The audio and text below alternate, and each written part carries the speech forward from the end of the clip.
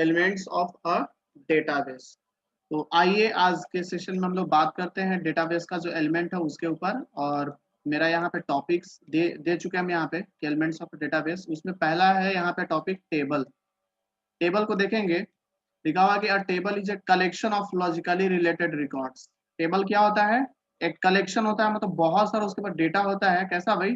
जो logically related होता है, मतलब लॉज एक तरफ से बोल सकते हैं कि मान लो जैसे कि कोई टेबल बनाया, तो टेबल में आप रख लेते हो मान लो बुक से रिलेटेड नाम, तो सिर्फ और सिर्फ उसमें उस टेबल के अंदर में बुक का नाम या फिर हो सकता है बुक के ऑथर का नाम हो सकता है।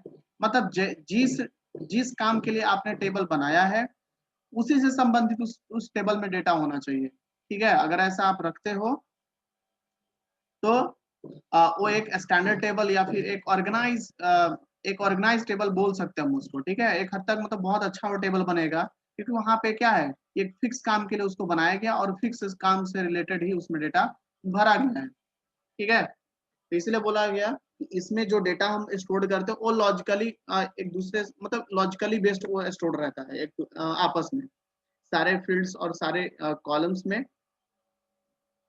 तो बात हो है कि टेबल जो है एक कलेक्शन ऑफ है किसका भाई? तो लॉजिकली रिलेटेड रिकॉर्ड्स का। उसके बाद फिर नेक्स्ट बात की है कि the multiple records of database. मान लो बहुत सारा डेटाबेस आपके पास है, उसका बहुत सारा डेटाबेस के अंदर बहुत सारा टेबल भी होगा, और उनके जो अंदर का जो डेटा होगा, जो रिकॉर्ड्स होगा, उसके बारे में बात हो रहा है कि the multiple records of database are arrange together. उसको हम अरेंज कर सकते हैं इन टेबलर स्ट्रक्चर, मतलब एक टेबल के फॉर्मेट में, एक टेबल में उसको स्टोर करके रख सकते हैं। ठीक है, ताकि एक वो प्रॉपर वे में हमको दिखे। ठीक है, एक प्रॉपर वे में दिखे, लॉजिकली वो स्टोर्ड रहे, ताकि जब हम क्वेरी के मदद से जब हम चाहें उसको कॉल कर सके। अभी क्वेरी क्या होता है आगे अभी हम सीखेंगे। सो पेशेंस रखिए और इस वीडियो को शुरू से लेकर के लास्ट तक देखते रहिए। तो बात हो गया कि जो है जो हमारा जो डेटा रहेगा वो एक टेबलर फॉर्मेट में स्टोर्ड रहेगा, ताकि हम उसको ऑर्गेनाइज तरीके से उसको यूज कर सके। आगे बात हो गया, it is a made up of rose and columns. जो टेबल आप देखे होंगे कि टेबल अगर यहाँ से भी हम इंसर्ट करके अगर आपको अगर दिखाएं, देखिएगा ये जो टेबल है अभी हम ऐसे ये इंसर्ट किए तो क्या हो रहा है, यहाँ पे रो और कॉलम सब बन रहा है। ठीक है, जो वर्टिकली वाला बॉक्स दिख रहा है आपको तो ये हो गया कॉलम, मतलब वर्टिकल जो लाइन दिखा वो कॉलम का पार्ट्स हो गया, और जो हॉरिजॉन्टल लाइन जो लेटा हुआ लाइन दिख रहा है तो वो हो गया आपका क्या, हॉरिजॉन्टल। यानी ये वर्टिकल था।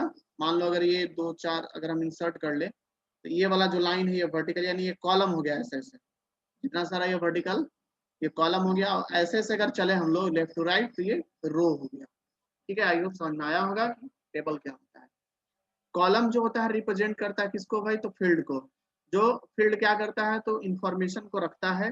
किस तरह का भाई? तो पर्टिकुलर टाइप, मतलब एक ही तरह का। जैसे मान लीजिए फील्ड बना है, मान लो आप देखते हैं कि जैसे मान लो हम आपके सामने एक अगर बना के दिखाएं, ये यहाँ पे ये सेशन तुरंत एक्सपायर करेगा, तो इसलिए जो है आप लोग नेक्स्ट क्लास में तुरंत ज्वाइन हो जाइएगा सारे लोग।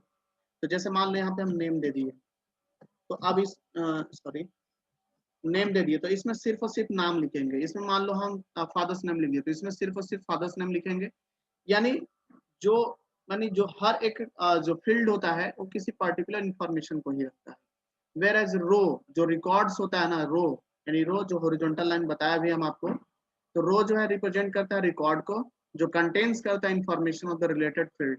यानी जो जिस तरह का फील्ड होगा उसके संबंधित, मतलब मान लो नेम दे दिए तो हर रो में यानी उस फील्ड के रो